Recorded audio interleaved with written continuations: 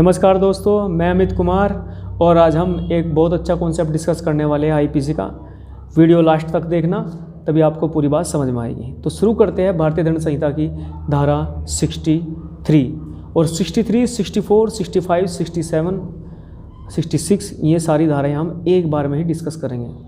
हो सकता है लेक्चर लंबा हो जाए, तो जस्ट नेक्स्ट लेक्चर में इन धाराओं का हम पूरा करेंगे। तो शुरू करते हैं सेक्शन 63। धारा 63 ये कहती है कि जहाँ की वह राशि जो जुर्माने के रूप में अधिरोपित की जानी है वह अभिव्यक्त नहीं की गई है।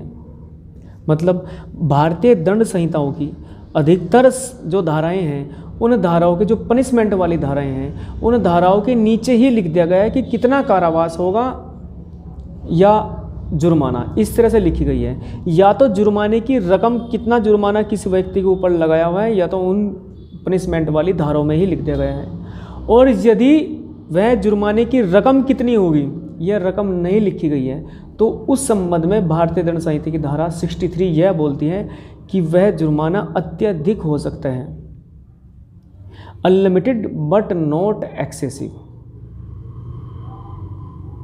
Unlimited but not excessive. दंड संहिता की धारा 63 यह बोलती है कि वह राशि, वह जुर्माने की राशि जो आईपीसी की धाराओं में नहीं बताई गई है, वहाँ कितनी लगाओगे आप, एक न्यायालय कितनी अधिरोपित कर सकता है, कितनी इम्पोज कर सकता है, तो वह राशि अमर्यादित होगी, लेकिन अत्यधिक नहीं। Unlimited but not excessive. जैसे एक उदाहरण के माध्यम से समझते हैं। जैसे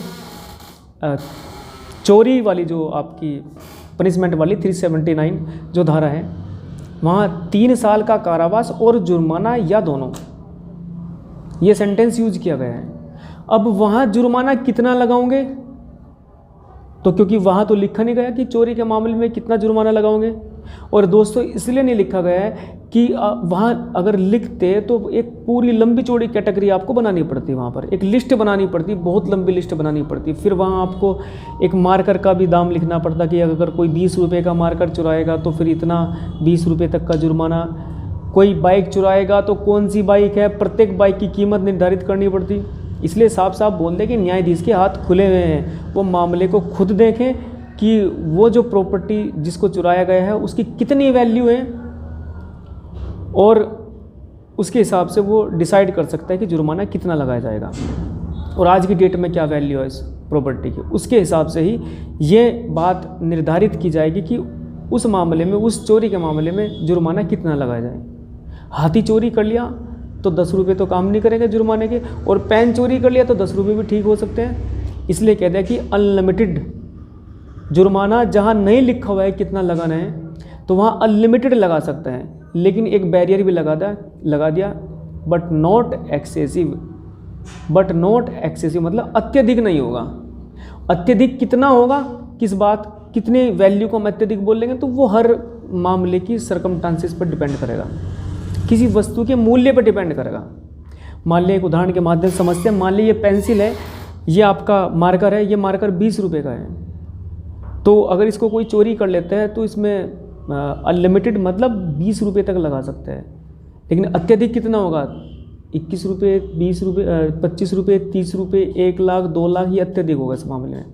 लेकिन ये 1 लाख, 2 लाख यदि कोई किसी की गाड़ी चोरी कर ले तो वहाँ ये भी कम हो जाएगा। तो वहाँ इसलिए ये सेक्शन इस ढंग से फ्रेम आउट की गई है, जो बोलती है कि जहाँ जुर्माना अधिरोपित, या तो जुर्माना लिख दिया गया है किसी मामले में कि जुर्माना कितना लगेगा, या फिर अगर जुर्माना नहीं लिखा गया है तो वहाँ न्यायाधीश के हाथ खुले हुए हैं, लेकिन पूरी तरह से खुले हुए भी नहीं है। उस पर्टिकुलर मैटर में किसी प्रॉपर्टी की वैल्यू जितनी होगी उतने तक लगा सकता है, और उतने से ज़्यादा अगर वो लगाएगा तो फिर वो अत्यधिक हो जाएगा। मेरे ख्याल से आप लोग समझ गए होंगे।